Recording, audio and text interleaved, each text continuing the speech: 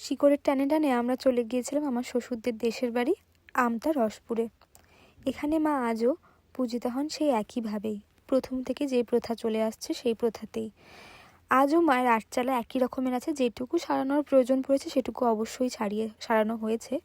তবে এই 481 বছর ধরে মায়ের পুজোর নিয়ম বিধি কোনো কিছুতেই পরিবর্তন আসেনি তেমন একটা, কারণ মা খুব একটা আড়ম্বর পছন্দই করেন না। আর এদিকে রাধা মাধবের মন্দির, মন্দিরের ভিতরটা ঠিক দেখা যাচ্ছে না, ভিডিওটা করার পরে আমি দেখেছি যে ভিতরটা ঠিক দেখা যায়নি। এই আমরা এখানে এসেছি গড়চণ্ডী মায়ের মন্দির রসপুর গ্রামে। তো এটাই আদি ভিটে ছিল। হ্যাঁ, তো সেখানে একটা কুলদেবী বলা যায়। তো এই মন্দির প্রাঙ্গণ।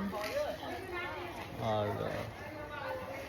বাকিটা আমরা দেখাচ্ছি দুর্গাপুজো। হ্যাঁ, আমরা আমাদের যে শরীর যারা ছিলেন তাদের দুর্গাপুজো যেটা 480 বছরের পুরনো, সেখানেও এসেছি। এবছর 481, আমরা ওটাও দেখাবো, তো সঙ্গে থাকুন। আর এই হলো গড়চণ্ডী মায়ের মন্দির, এটা হলো মন্দির প্রাঙ্গণ। আর যেমনটা আপনারা আগেই শুনলেন, ইনি হলেন মা গড়চণ্ডী।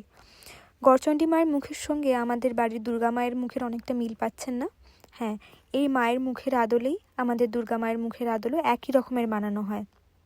আর এখানে কিন্তু মন্দিরে মা 365 দিনই পূজা পান।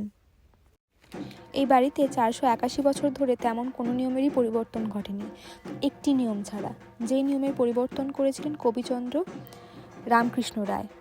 বলিদান প্রথা বন্ধ করেছিলেন তিনি, তখনকার সময় দাঁড়িয়ে সেটা প্রচণ্ডই কষ্টসাধ্য ছিল।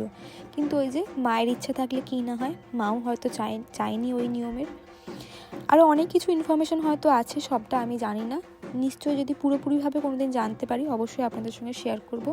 ব্লগটা কেমন লাগলো জানাতে ভুলবেন না। মায়ের আশীর্বাদে সবাই ভালো থাকুন, এটুকুই চাই।